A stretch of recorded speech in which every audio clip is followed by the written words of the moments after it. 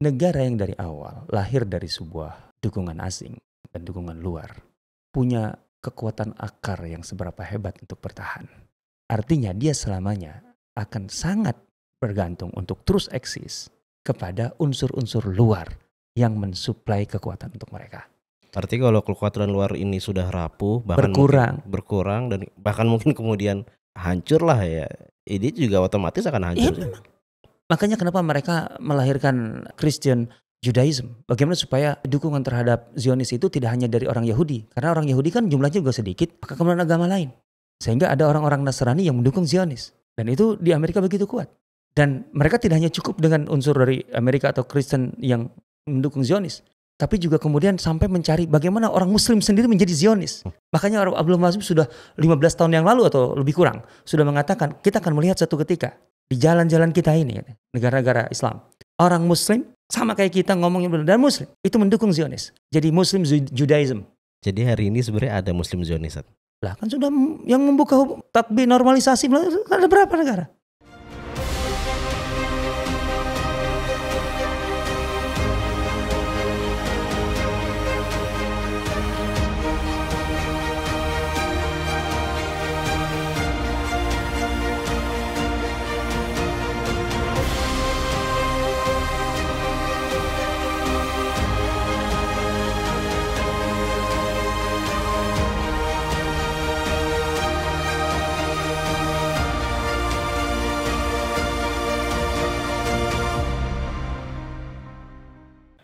Assalamualaikum warahmatullahi wabarakatuh. Pemirsa yang dirahmati Allah, kembali lagi kita bertemu di channel Surah TV, channel yang menyajikan berbagai macam materi seputar Sirah Nabawiyah dan sejarah peradaban Islam. Nah, kali ini kita tentunya masih dibersamai oleh guru kita, Ustadz Asep Sobari. Kita sapa terlebih dahulu. Assalamualaikum Ustadz. Waalaikumsalam warahmatullahi wabarakatuh. Sehat ya Ustadz? Alhamdulillah. Pertanyaannya selalu sehat. Ya. Karena sehat itu mahal Ustadz katanya Ustadz. Oh iya, jelas lah. Sehat atau sakit yang mahal Ustadz? Sakit sebenarnya. Sakit ya Ustadz ya. Kalau sakit tuh malah keluar duit banyak gitu Ustadz. Aduh. Ustadz, hari ini kita mau edisi spesial. Insyaallah. Kayak nasi goreng spesial gitu Ustadz. Ya, banyak yang spesial dari nasi goreng. Ya sekali-kali spesial Ustadz. Iya. Hari ini kita mau membahas yang sedang hangat dan ya tentunya saya yakin sih para pemirsa beberapa hari inilah atau katakan seminggu ini membaca, mendengar berita-berita atau isu tentang Palestina, Ustaz. Ya, Gaza tepatnya. Tentang Gaza. Nah ini sebenarnya sikap seharusnya jelas Ustaz, kita mendukung. Tapi bagaimana cara kita mendukung apa nih maksudnya? Ya mendukung kaum muslimin ya, tentu di sini jelas posisinya adalah Gaza gitu. Nasrun minallah wa fathun qarib insyaallah. Fathun qarib. Fathun qarib. Ini menarik nih Ustaz.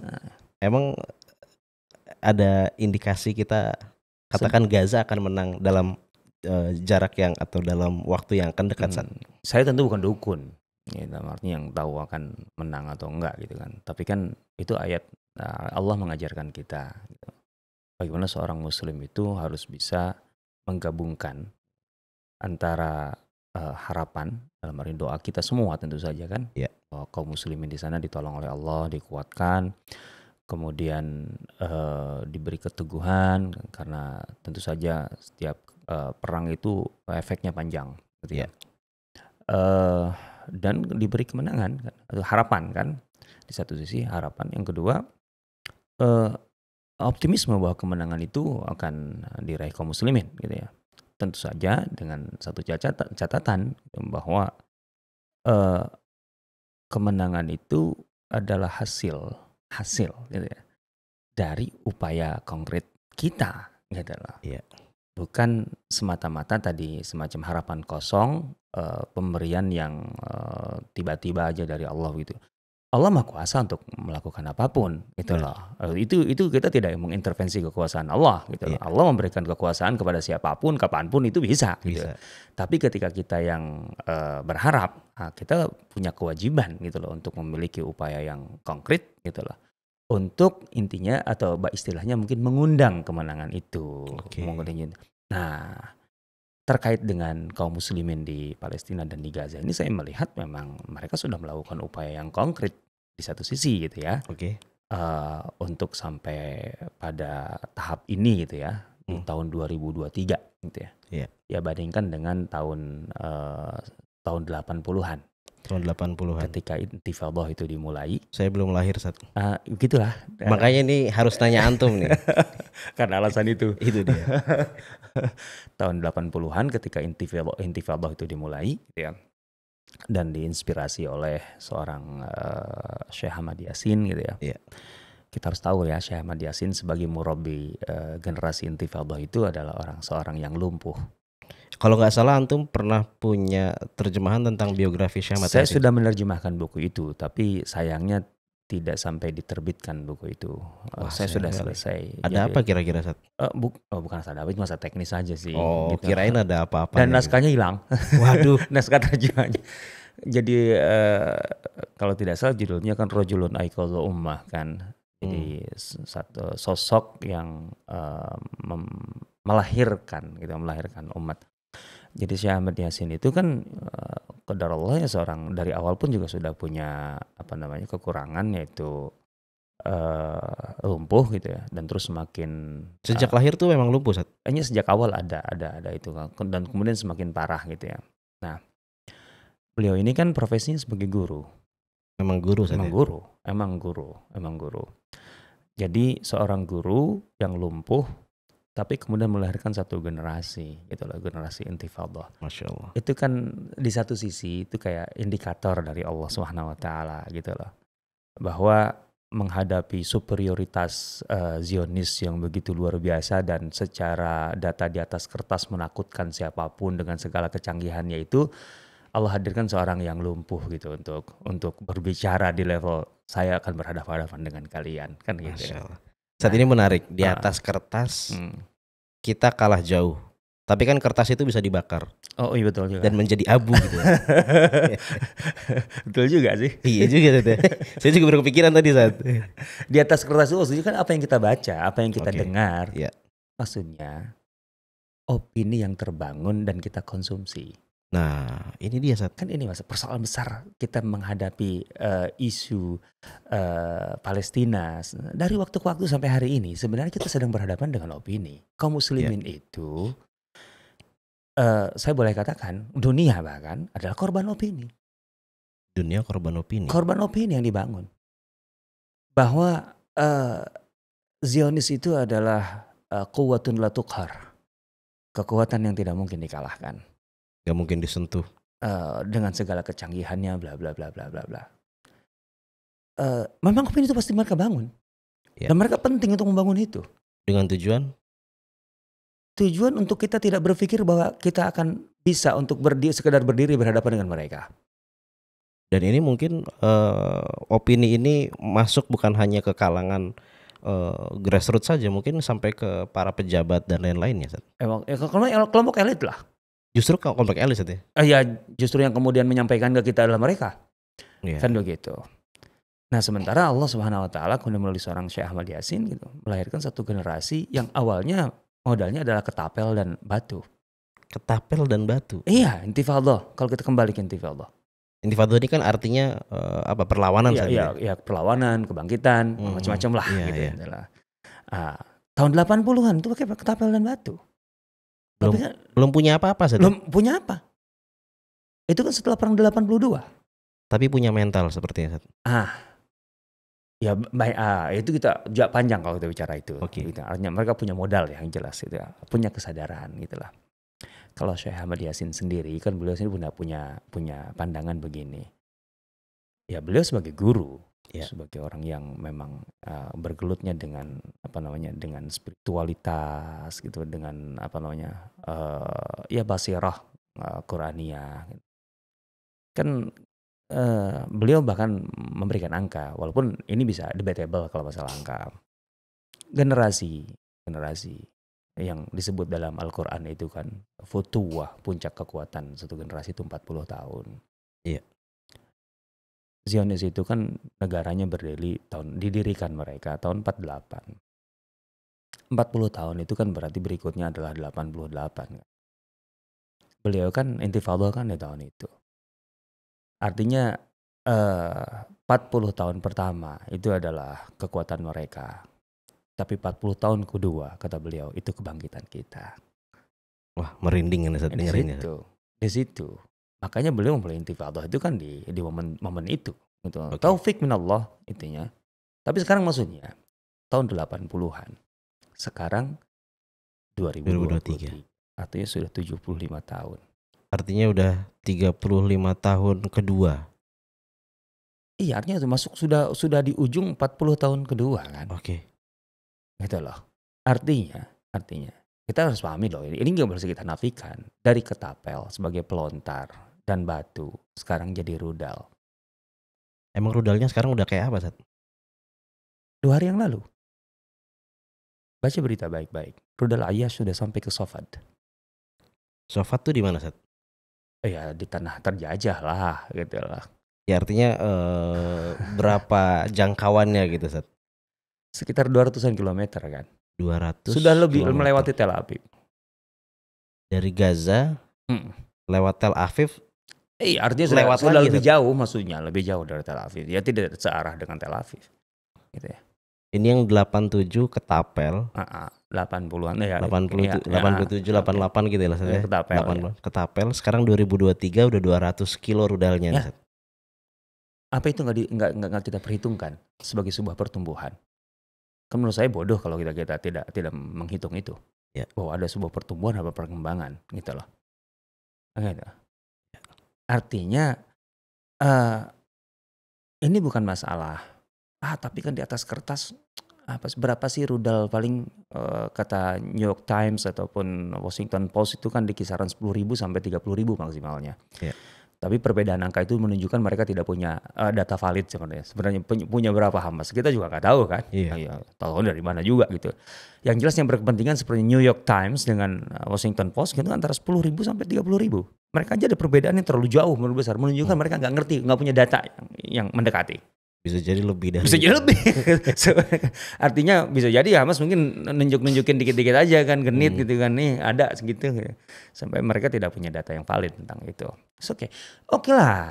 Kalau masalah jumlah, masalah teknologi, masalah kecanggihan, ya nggak ada apa-apanya lah yang dimiliki Hamas dengan yang dimiliki oleh Zionis kan.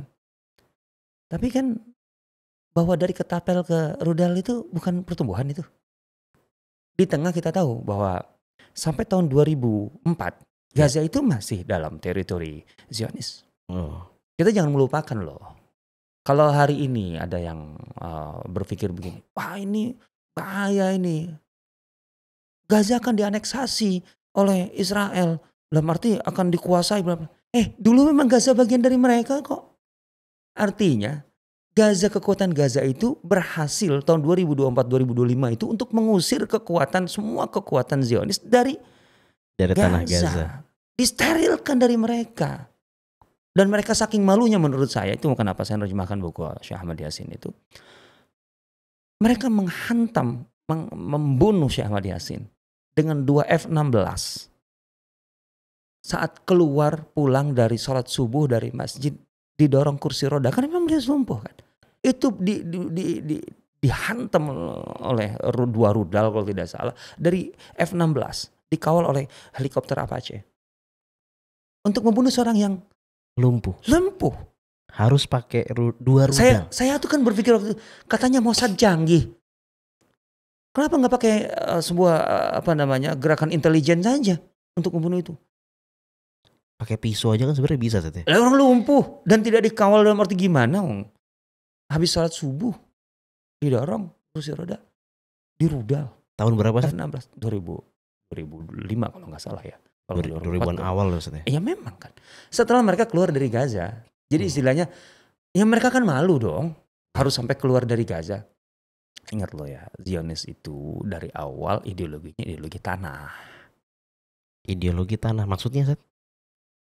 Apa sih yang muqaddas, apa sih yang sakral bagi Zionis? Apa sih yang sebenarnya dijanjikan oleh Zionis kepada seluruh orang-orang Yahudi yang mau digiring, gitu ya, mau digiring? Apa yang mereka janjikan adalah tanah, karena mereka tidak punya tanah, mereka kan diaspora di mana-mana, gitu loh. Selama ini opini yang berkembang atau yang diyakini oleh umat Islam di tengah umat Islam tuh ya karena memang ini tanah yang dijanjikan sehingga mereka Dijanjikan siapa untuk siapa? dijanjikan Tuhan katanya Sat. Untuk Untuk ya mereka ini sebagai ya katakan mereka meyakini sebagai bangsa yang paling dicintai Tuhan, paling terpilih lah gitu. sekarang apakah ada nggak orang Yahudi sebelum tahun 48 di tanah Palestina? Ada. Terus ngapain mereka kemudian datang dan mendirikan negara kalau memang itu ada? Artinya kalau mereka bisa datang dan tinggal di situ, logikanya kan ada. Iya. Atau bahkan katakan dari zaman dulu Sat ya. Iya, kita kan bicara masalah Zionis tahun 48 kan Hmm. berdirinya. Kalau masalahnya itu di tanah dijanjikan dan kemudian mereka bisa tinggal di situ. Ada nggak orang Yahudi tinggal sebelum 48? Ada, Ada. ada tinggal. Ya kenapa nggak datang aja tinggal kan? Dan bahkan ya justru sepanjang sejarahnya selama penguasaan kaum muslimin Ini harus Yahudi tinggal di situ tuh aman-aman ini aja yang Sat ya. harus itu dia masalahnya. Ini harus kita pahami. Zionis ini memang pendudukan adalah mereka itu kan jargonnya adalah ardun bila sya'bin bi sya'bin bil ard. Artinya apa tuh Sat?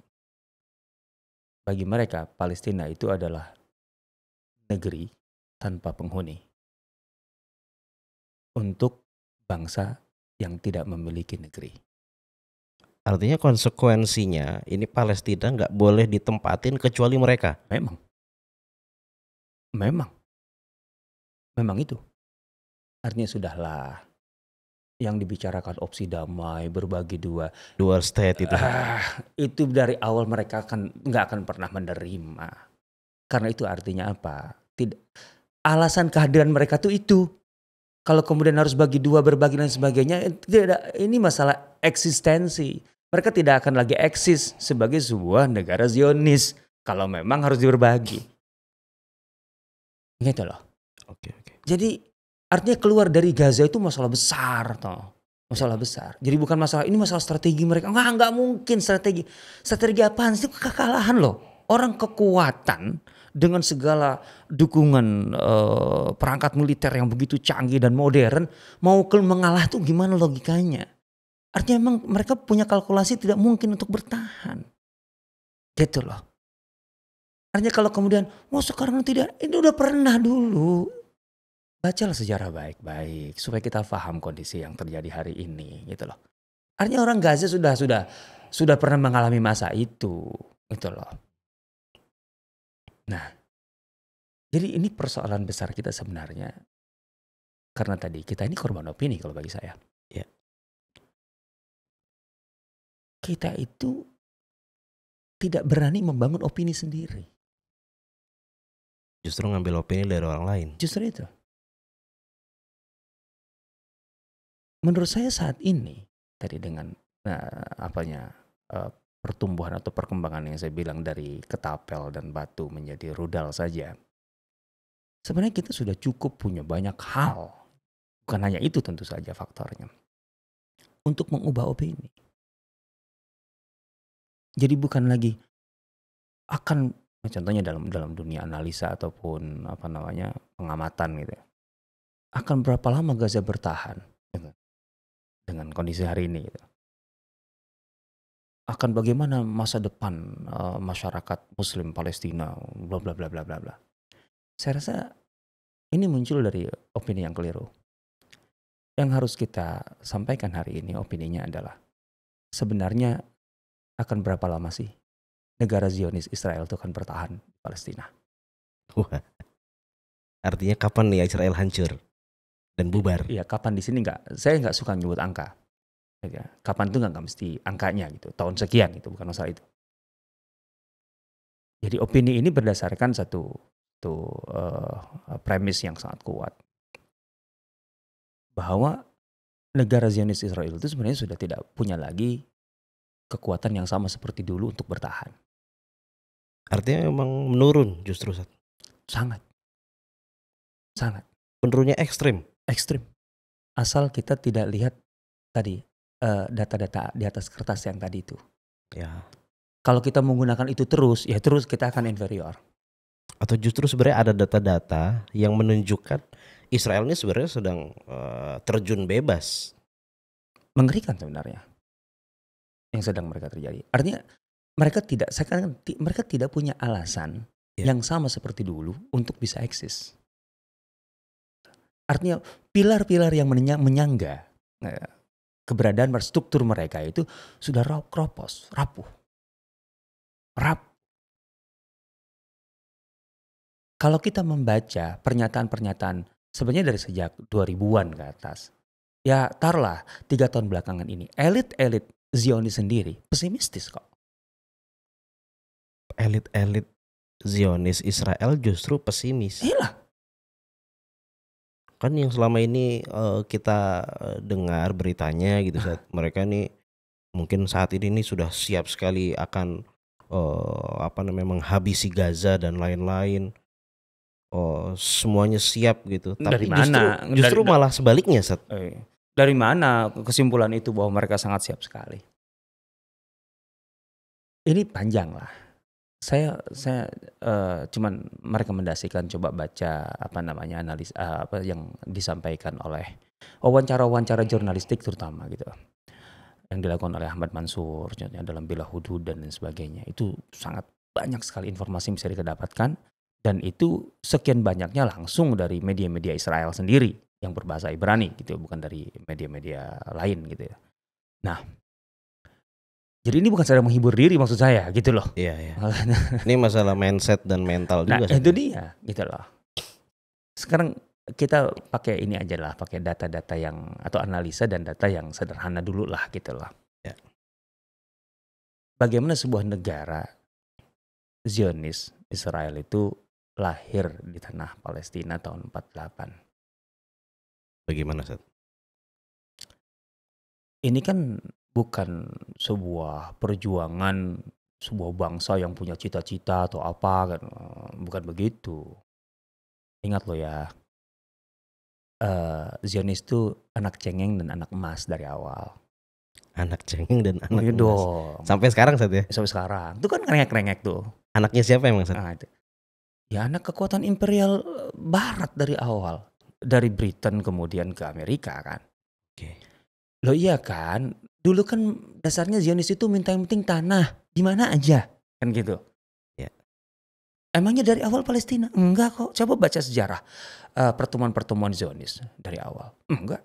Ada opsi lain emang, Sat? Oh, ada Uganda, ada di Amerika Latin. Yang penting ada tanah aja. Kemudian kok bisa? Ya karena perkembangan Turki Utsmani. Oh. Awalnya kan mustahil, tapi ketika Turki Utsmani runtuh menjadi memungkinkan. Dan mungkin ada motif-motif lain dari Barat. Nah itu dia. Sebenarnya ini agenda siapa? Ini agenda murni Yahudi sebenarnya. Ya. Yahudi dalam arti Zionis. Ya. Atau sebenarnya ini adalah agenda tadahan. Artinya dia menadah project Zionis ini. Ya, artinya dia kacung lah gitu. Yes. Theodor Herzl itu orang mana? Orang Jerman kan? Ya.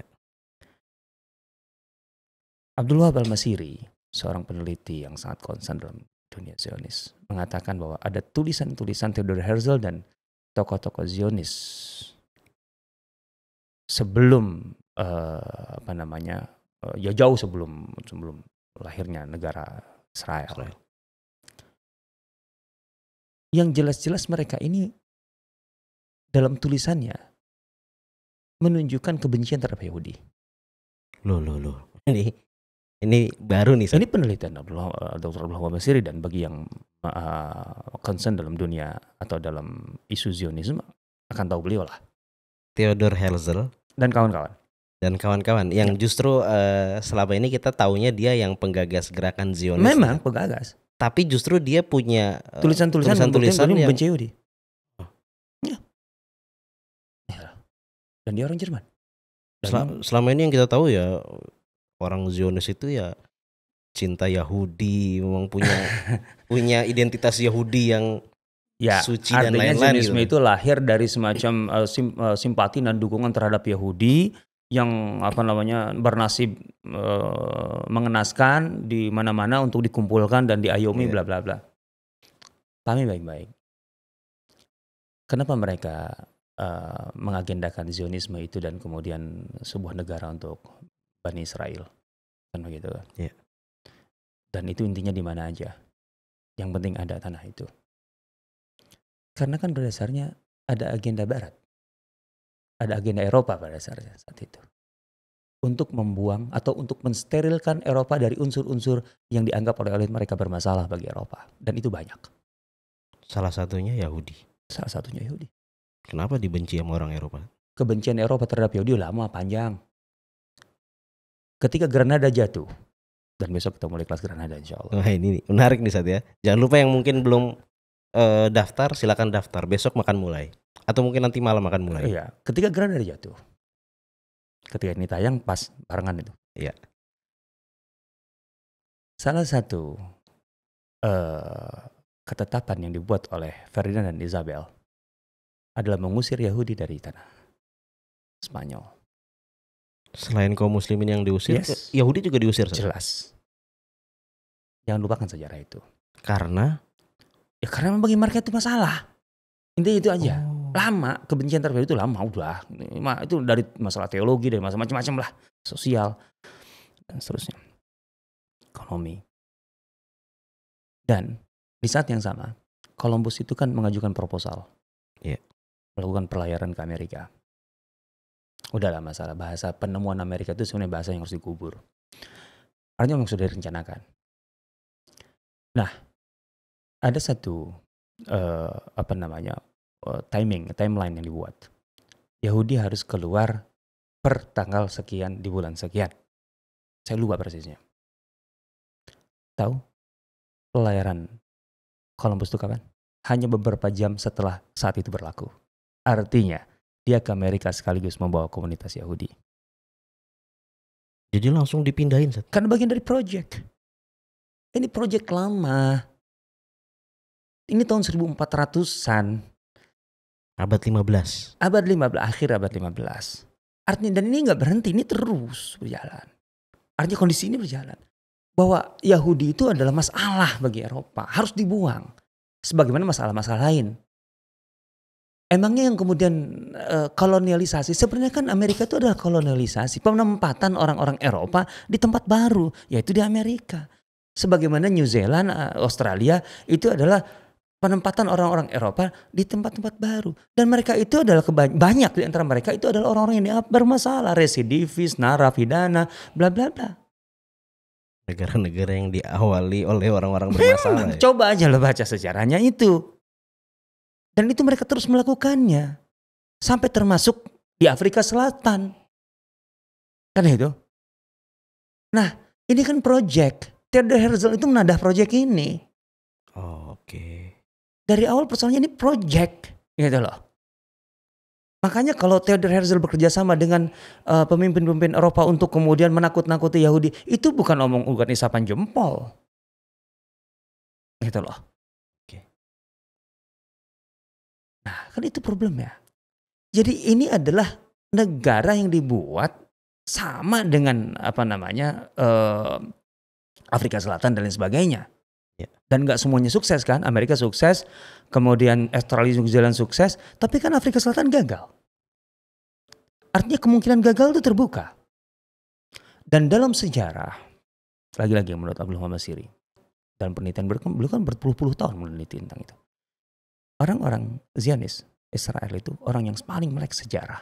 Mereka memiliki passion dan kajian yang sejarah yang sangat kuat. Mereka pahami betul bahwa model-model negara yang pendudukan, settlement gitu loh, kolonialisasi, itu banyaknya gagal. Negara-negara salib di Syam itu hanya bertahan 80 tahunan kan. 80 sekian tahun sampai sebelum kemudian dibabat habis oleh Salahuddin Al-Ayyubi. Iya. Mereka pelajari dengan baik, Dr. Abdul Hamid rahimahullah. Begitu juga Afrika Selatan, kan gagal. Artinya mereka mempelajari betul Sekarang sederhananya begini, ini bisa panjang soalnya. Iya. Seru juga soalnya. Enaknya Bang. Negara yang dari awal lahir dari sebuah dukungan asing, gitu loh. Artinya bergantung pada dukungan asing dan dukungan luar, punya kekuatan akar yang seberapa hebat untuk bertahan. Masalahnya. Artinya dia selamanya akan sangat bergantung untuk terus eksis kepada unsur-unsur luar yang mensuplai kekuatan untuk mereka.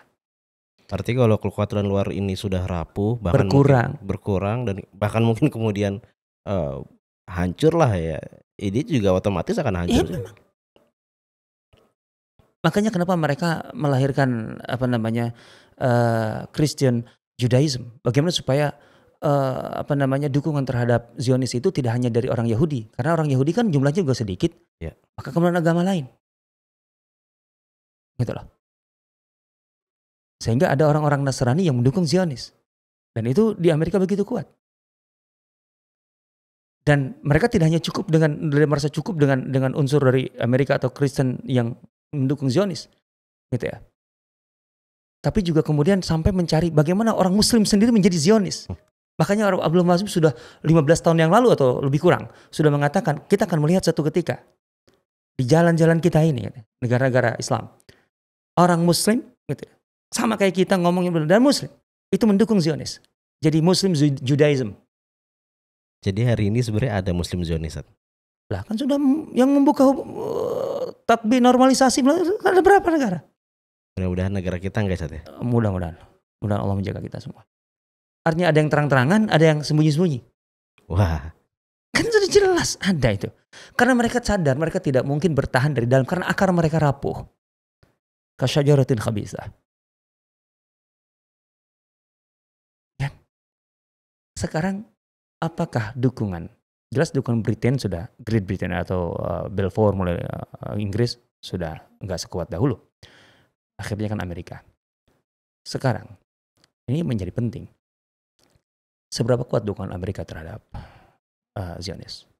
Ya kalau pernyataannya sih masih gagah banget. Tapi apakah Amerika memiliki segala yang dibutuhkan untuk mendukung Zionis sebagaimana dahulu? Amerika kan juga empot-empotan sebenarnya. Ekonominya juga macam-macam. Pengaruh dunia juga sekarang kan sedang digoyang oleh Putin, oleh Cina. Ya kan? Kita tahu semua. Ini data yang terlalu mudah untuk dibaca. Artinya sekarang eksistensi keberadaan negara Zionis itu kan sangat bergantung kepada dukungan luar. Kalau dalam peta geopolitik dan ekonomi Amerika, negara Zionis ini tidak sepenting dahulu, kan itu. Kan di antara kepentingan Amerika itu untuk mendukung Israel itu, keberadaan Israel itu menjadi agen mereka di Timur Tengah kan satu sisi, dan kemudian satu hal yang tidak boleh dipisahkan ini paket untuk menjamin gelontoran minyak Timur Tengah ke Amerika. Sekarang kebutuhan Amerika terhadap minyak Timur Tengah tidak sekuat dahulu.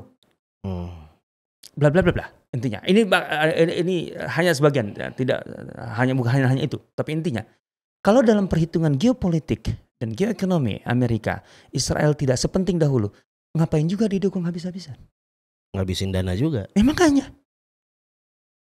Artinya ini kan yang dipahami betul oleh Zionis hari ini. Makanya ketar-ketir kenapa kemudian ada pernyataan-pernyataan tadi saya bilang dari elit-elit 2 tahun 3 tahun belakangan ini yang sangat mengkhawatirkan.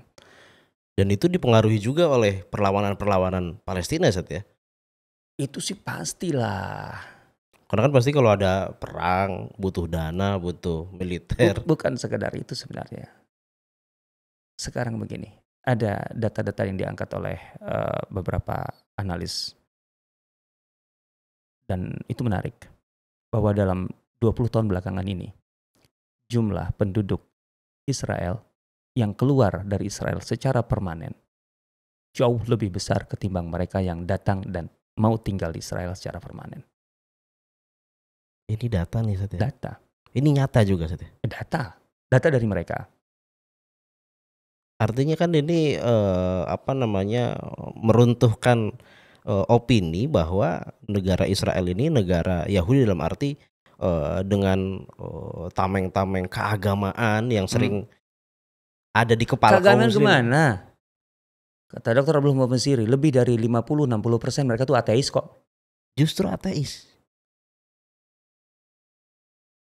Israel Shahak dalam bukunya 2000 tahun Yahudi. Baca.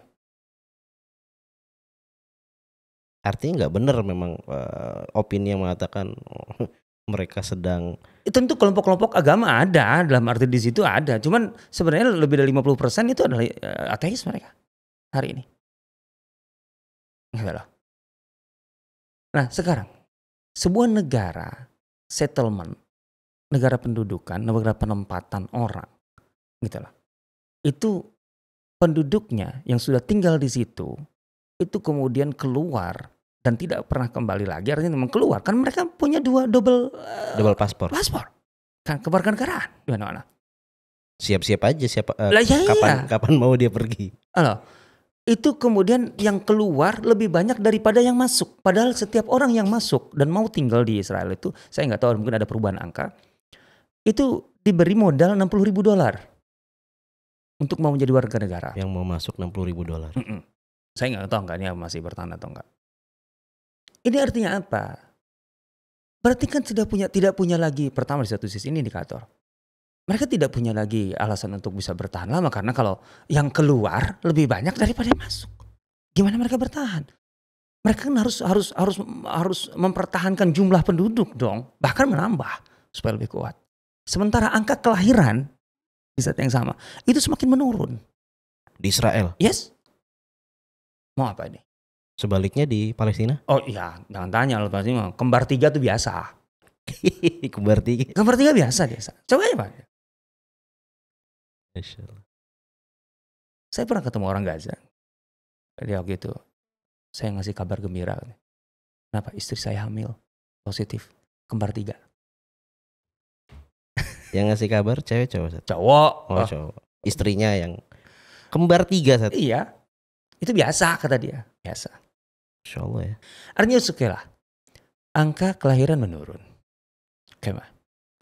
Kemudian yang sudah menjadi permanen residen atau penduduk tetapnya kemudian keluar. Dan perlu diketahui yang keluar itu adalah kelas menengah mereka.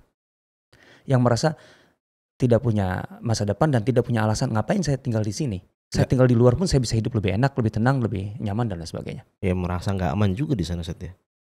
Dan itu yang menarik.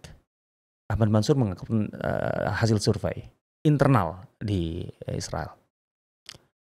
Jadi survei itu tentang masalah rasa keamanan warga penduduk Israel. Coba bayangkan, 95% mereka merasa tidak aman. 95%. Dan ini menarik dalam arti kita sampai harus berpikir banyak. Sebuah negara yang semua penduduknya wajib militer, punya kemampuan militer, semuanya negara ini adalah tentara. Iya. Kapan-kapan bisa tempur dan memiliki teknologi tempur dan kecanggihan senjata tingkat tinggi di dunia. Kan gitu loh. Kemudian merasa tidak aman. Ada apa? Ini ancaman. Bahkan kalau nggak salah juga hari ini trennya anak-anak muda sono juga pada kabur tuh saat wajib militer. Saya baru beberapa waktu yang lalu baca bahwa untuk pertama kali dalam sejarah kemiliteran Israel, kan Israel itu punya pasukan aktif dan cadangan. Cadangan itu kan semua negaranya kan, semua warga negaranya kan pasukan cadangan. Ya. Tapi pasukan cadangan itu ada organisasinya, ada satuannya. Untuk pertama kali ada desersi dari satuan-satuan cadangan. Tidak mau, artinya mereka tidak, ya desersi lah. Menolak untuk gabung. Pokoknya desersi. Ini kan mengerikan. Ini untuk pertama kalinya dalam sejarah kemiliteran. Jadi kita harus tahu dapur mereka lah, data-data ini. Sehingga kita tuh punya modal untuk membangun opini. Sehingga kita tuh tidak lagi berbicara selalu sampai hari ini. Emang seberapa kuat sih Gaza, Hamas, ataupun Palestina? Sebenarnya yang harus terbangun opini itu. Sebenarnya berapa lama lagi sih mereka bertahan, Israel bertahan di tanah Palestina?